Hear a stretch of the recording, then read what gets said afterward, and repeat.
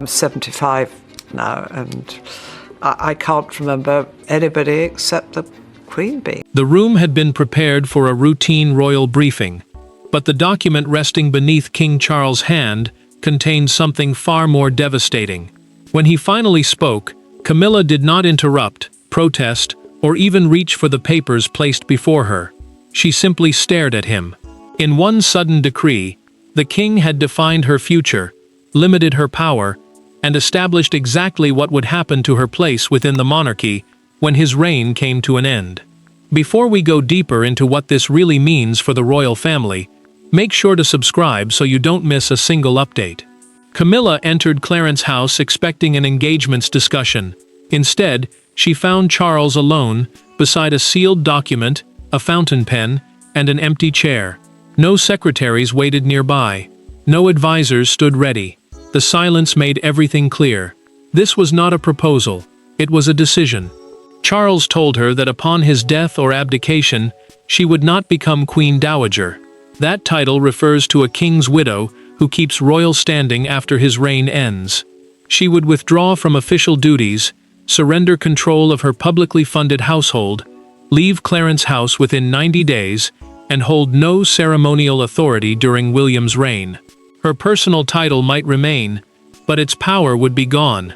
Camilla gripped the arm of her chair. She had expected a smaller role under the future king, not removal from the system she had served for years. The decree felt less like retirement and more like separation. When she asked whether the decision came from Charles or palace pressure, he slowly set down the pen. Charles did not soften his answer. He said the signature was his because the responsibility was his. That calm admission wounded her more than anger could have. It showed he had prepared for this moment long before summoning her. Camilla then learned the decree had already been witnessed, sealed, and placed with the Royal Legal Office, the department protecting binding decisions made by the sovereign. Her agreement had never been required. She had been called only so her husband could tell her before officials acted. Then Catherine's name appeared. The document directed Camilla's patronages, ceremonial responsibilities, and household archives to be reviewed for transfer to the Princess of Wales. Suddenly, she saw not only an ending, but another woman being prepared to inherit the public space she had fought to secure. As Charles closed the folder, she noticed a second document beneath it, bearing William's name. But before Camilla could confront the forces behind the decree, she had to face the painful truth about the three people whose futures had now become inseparably linked. For Charles, the decree was an act of duty. For William, it was protection for the reign he would one day inherit. For Camilla, it was something far more personal, a judgment on whether she had ever truly belonged. Behind the formal clauses were three human beings carrying old wounds, private loyalties, and sharply different ideas about the monarchy's future. The document had settled the legal question, but emotionally, it had opened every conflict the family had spent years trying to contain. Charles remained alone after the meeting, rereading the first page, until the words seemed heavier than the paper. He pressed his thumb against his wedding ring, caught between the woman he had defended for years and the crown he could not reshape around personal loyalty. The crown meant the institution of monarchy itself, larger than any marriage or individual reign. He knew affection could not permanently bind the son who would inherit everything after him. William saw the coming reign differently. He wanted a smaller, disciplined monarchy centered on Catherine, their children, and one clear chain of authority. The future king feared rival households, competing loyalties, and old wounds following him onto the throne. For him, the decree was not punishment. It was protection against confusion at the moment stability would matter most. Camilla sat alone in her room and removed her reading glasses. She placed them beside the untouched document, remembering how long it had taken to move from rejection to acceptance. Every ceremony, title, and sacrifice now felt temporary. Her deepest fear was not losing duties. It was being reduced to an uncomfortable chapter closed the moment Charles was gone. Camilla barely spoke at dinner. When the king said the order would protect her from conflict under William, she answered that protection chosen without her consent felt remarkably like exclusion. He lowered his eyes. She turned away. Their restraint made the distance between them more painful than any argument.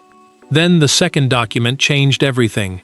William had supported a clear transition, but he had not demanded her removal from Clarence House. That clause came directly from Charles. Catherine had also reviewed the patronage transfers and insisted, in a documented briefing, that Camilla's charitable work must not be publicly discredited. The Princess of Wales was preparing to inherit responsibility, yet she refused to turn another woman's departure into humiliation. Charles had not acted because of theory or distant planning. His decision began after one specific royal ceremony, when a private confrontation exposed how dangerous overlapping authority could become.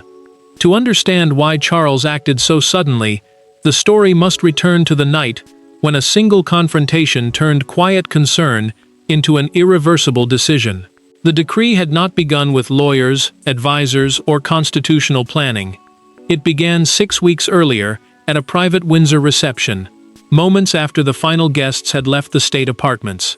A disagreement over one ceremonial instruction became a confrontation no one in the family could dismiss. By midnight, Charles had watched Camilla and William stand on opposite sides of the same room, each speaking as though the future crown belonged to them.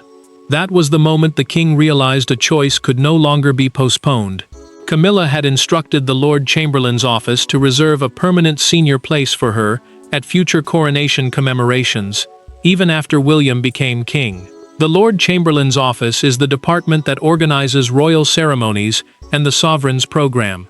The request was meant to protect continuity, but it reached the prince before approval, and he ordered it withdrawn. William entered the smaller drawing room after the reception and placed the amended seating plan on the table. He told Charles and the Queen Consort that no one could predetermine ceremonial authority inside his future reign. She answered that she was protecting stability, not challenging him. He replied that continuity could not become permanent influence. Camilla's expression hardened. She understood that the future king did not see her as a guide, but as a rival center of loyalty. Charles asked them both to lower their voices, yet neither stepped back. She demanded assurance that she would not be discarded.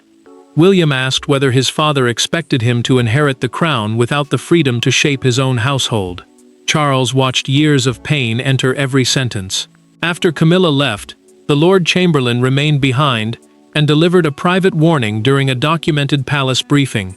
Staff were already receiving conflicting expectations about the next reign. Unless her future position was formally defined, two chains of authority could emerge at the very moment the monarchy needed one clear voice. Charles found her alone later that night, still wearing the jewelry from the reception. Camilla told him she would never allow William to treat her as an embarrassment. The king heard more than anger. He heard fear turning into resolve.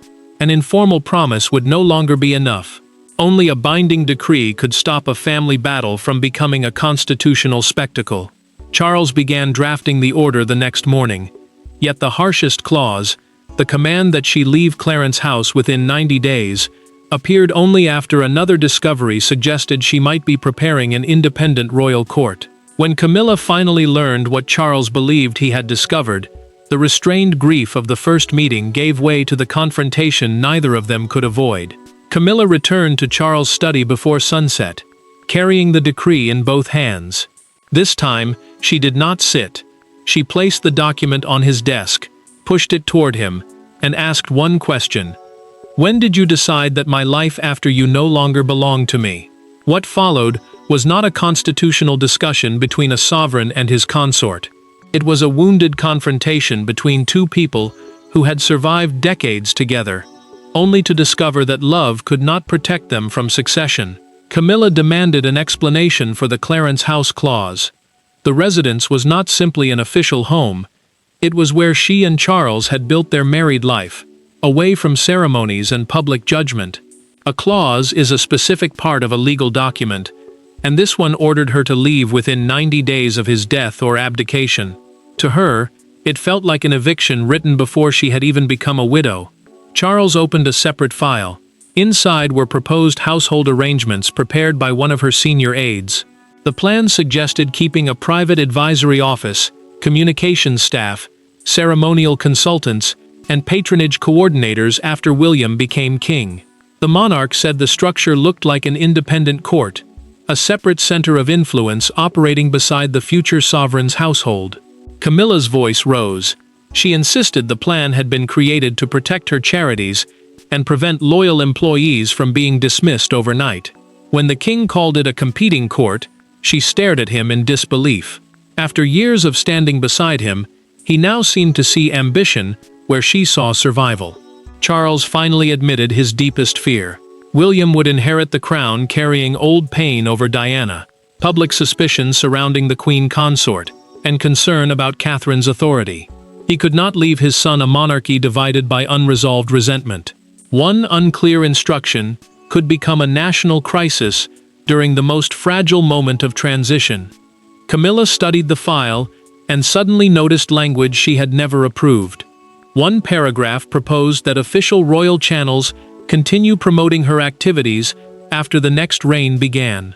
A senior aide had expanded a basic retirement arrangement into something far more powerful. Charles accepted that she had not authorized every detail, but he still refused to withdraw the decree. The document's existence proved how easily uncertainty could be used by courtiers or factions after him. Camilla then asked whether William truly had the power to enforce it. Charles answered that the prince would not act alone. A small transition group had already been chosen, and one woman inside it held far more influence than she expected.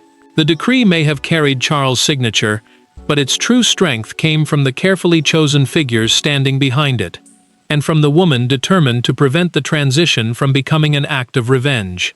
Royal power is rarely exercised by the loudest person in the room. It moves through signatures, trusted conversations, private assurances, and decisions made before the public understands that anything has changed.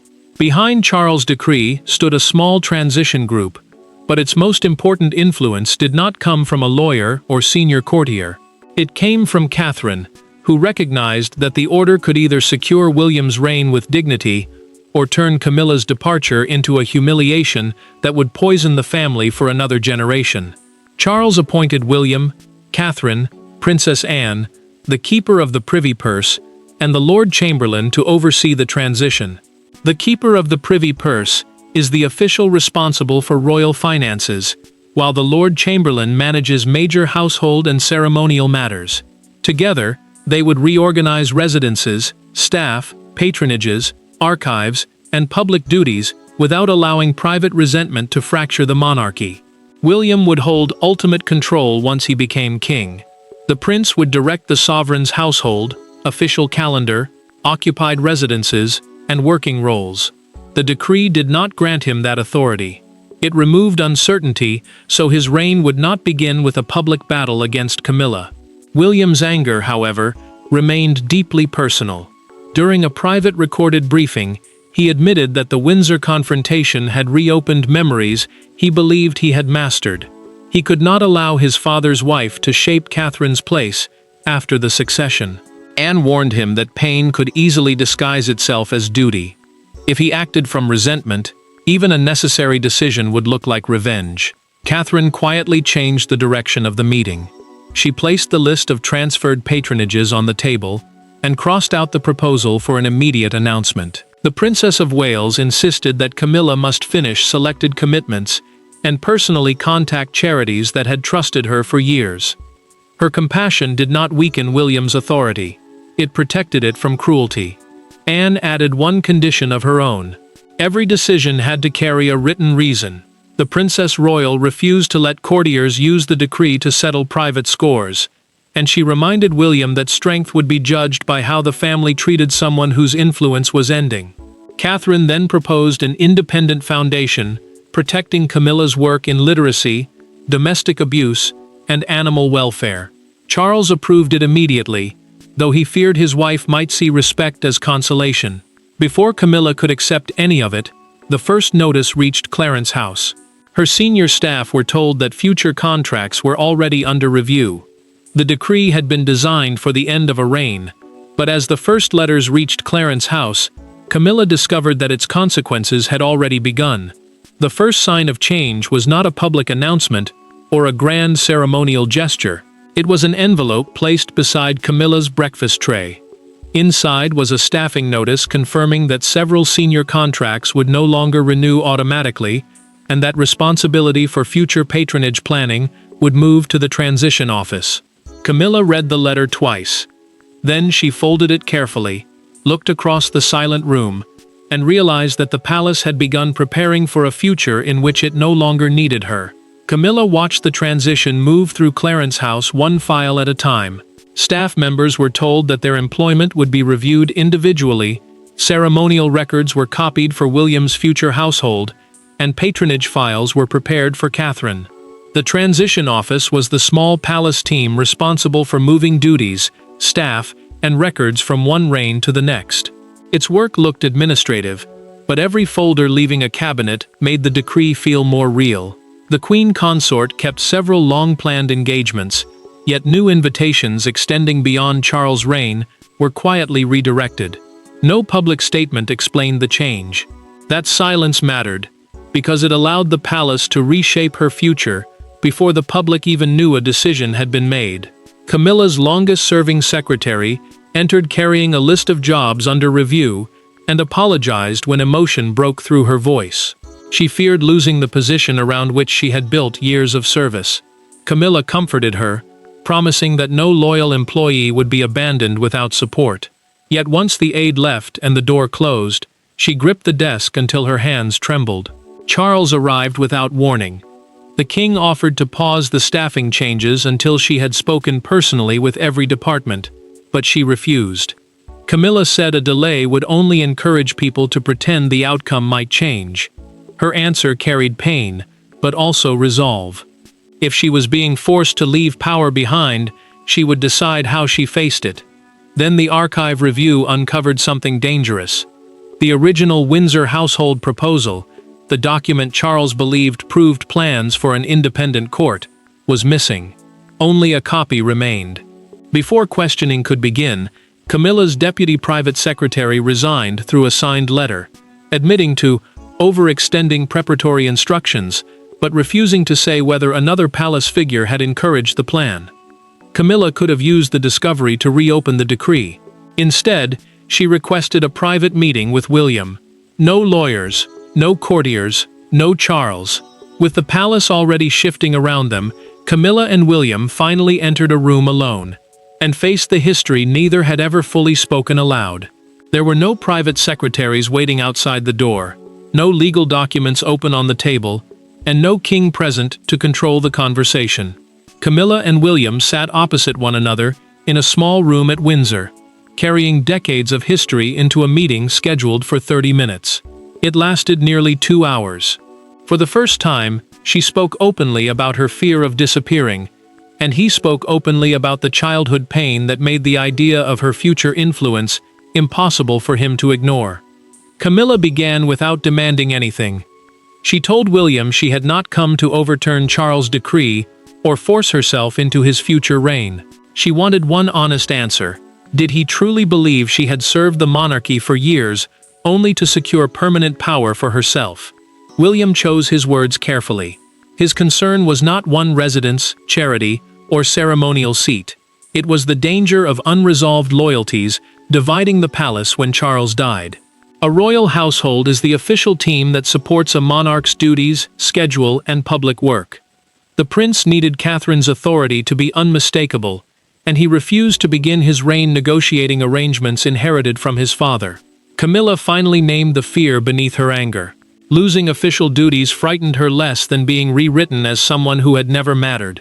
She asked whether William intended to remove her from portraits, anniversaries, and the record of Charles' reign. Her voice weakened because she was no longer asking for influence, she was asking to be remembered. William offered honesty, not affection. He could not erase the past or promise a closeness they had never shared.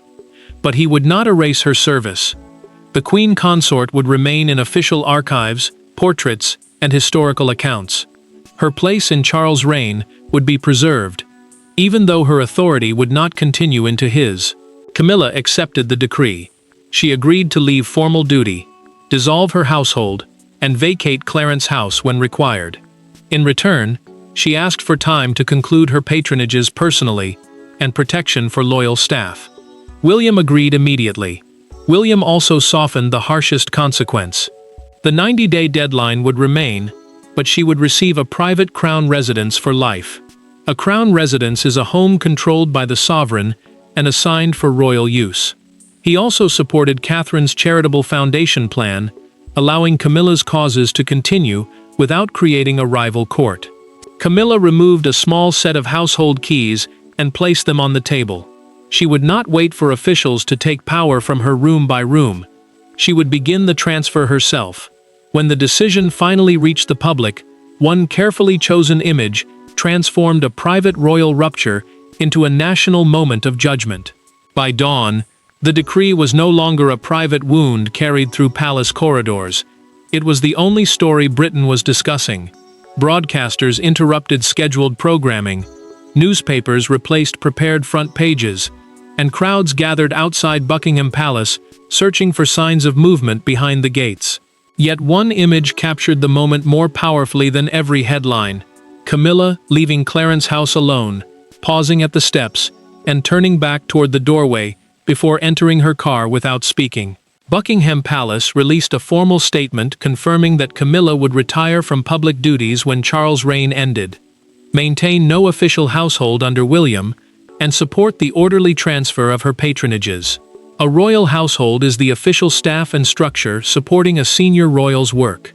The wording spoke of unity, but no one missed the scale of what had happened. One national broadcaster opened its morning coverage with a devastating line: "The king has settled the question his family could not afford to inherit." Commentators called the decree both a safeguard for the next reign and the most painful personal decision Charles had ever made. A newspaper captured the emotional cost beneath the headline, "The Queen's Final Chapter." Its front page showed Camilla looking through a car window, while the king stood several steps behind her. The image quickly became a symbol of a marriage divided not by lack of love, but by duty. Crowds gathered at the palace railings.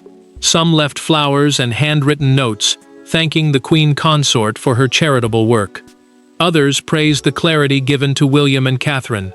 One woman held a sign reading, "History can remember her without letting her rule the future." That sentence carried the conflict Britain itself was struggling to resolve. Camilla answered through a signed public statement issued by Clarence House. She accepted the decree and promised to work with William and Catherine to ensure continuity. Then came one deeply personal sentence. Her service had always been meant to support Charles, and when his reign ended, so would her public duty. Charles appeared beside her at their next engagement. As questions were shouted, he reached briefly for her hand.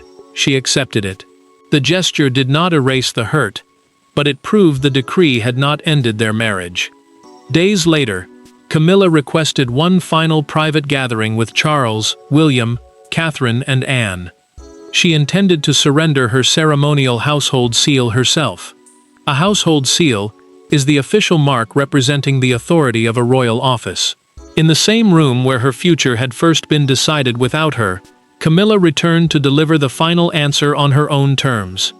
The final meeting contained no accusation, no raised voice, and no attempt to reopen the decree. Camilla entered carrying the ceremonial seal of her household in a dark wooden case. Charles stood as she approached the table. William and Catherine remained silent, while Anne watched with the grave attention of someone who understood exactly what surrendering the object meant. Camilla opened the case, touched the seal once, and said, "This belongs to the crown." "My memories do not." Camilla placed the household seal before Charles and signed the transition acknowledgement. The seal represented the authority of her official royal office, while the acknowledgement formally confirmed that her household would end with his reign. William would inherit a clear structure, free from competing instructions, and the transfer would happen without public resistance. Camilla would complete her remaining engagements, personally close, or transfer each patronage, and retain a private residence for life. She would also lead an independent charitable foundation without governing royal power. Her staff would receive financial protection or opportunities elsewhere, ensuring that those who had served her were not punished for a decision they did not make. Charles waited until William, Catherine and Anne had left before speaking. The king admitted that the decree had wounded her and that he had protected the monarchy's future at the cost of her security. Camilla answered that she might never accept every clause as necessary, but she understood the danger of leaving uncertainty for his son. William could not begin his reign fighting battles his father had refused to settle. Camilla then separated the marriage from the office. She told Charles that she had married the man, not the institution, even though the institution had shaped every year they shared. Her acceptance did not erase the pain, but it stopped that pain from controlling what remained between them. They left together, no longer pretending that duty and love always demanded the same sacrifice. William later approved a permanent historical record of Camilla's charities, state service, and years as queen. He guaranteed that portraits and archives would not be changed to reduce her place in Charles' reign. Catherine followed with a handwritten note promising to protect the transferred causes with care. The future queen inherited responsibility without celebrating another woman's loss.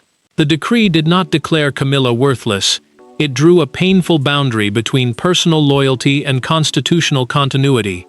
She lost the future role she believed she had earned, but she preserved something royal power could never guarantee: dignity.